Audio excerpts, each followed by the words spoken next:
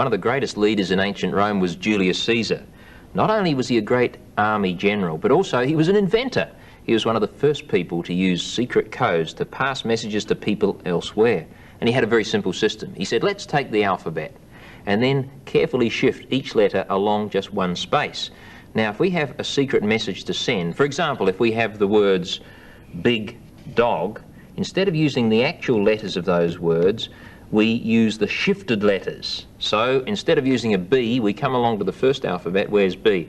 There it is along there, and we use the letter directly underneath it. We use an A. There we are. Now instead of an I, we come along to I, we drop down, and we use an H.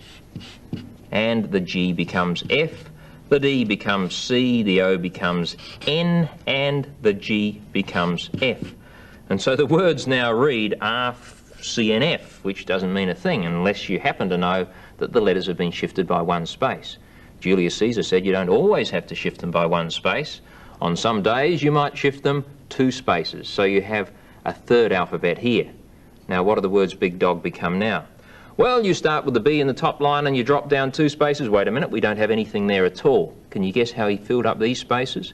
You're right, he went to the other end of the alphabet and put the Z and the Y and Z there. Okay, so now the B becomes Z, and the I becomes G, the G becomes E, the D becomes B, the O is an M, and the G becomes E again. And the words read Zagi Bami. And this time you can only decode it if you know that the shift has been 2 spaces. I wonder how you would go if you happened to intercept one of Julius Caesar's messages and you were given the task of working out what it means. Let's say, for example, that you end up finding this word, A-Y-Z-Z-Y-E-C. Asiac. Doesn't mean anything, does it? But if you're systematic about it, you can find out the number of shifts that he's used. It could be 1 space, it could be 2 spaces, 3 spaces, or even 25 or 26 spaces. But you'll have to tackle it systematically. Let's try by shifting the letters, first of all, 1 space to the right. So the A becomes the next letter in the alphabet, B. The Y becomes Z, the Z.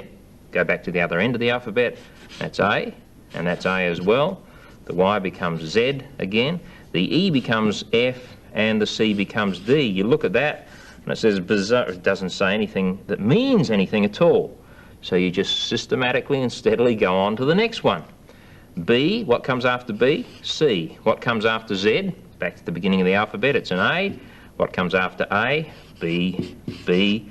After Z, A again. After F, G, and after D, E. That looks more like a word, doesn't it? Cabbage. And you've probably solved that part of the code. That's all very well, but you may have had to do this 25 or 26 times. It depended on how many shifts Caesar decided to build into his code. Others later on made it even more complicated by shifting the letters different spaces in different words, and they became very complex codes. I want to know.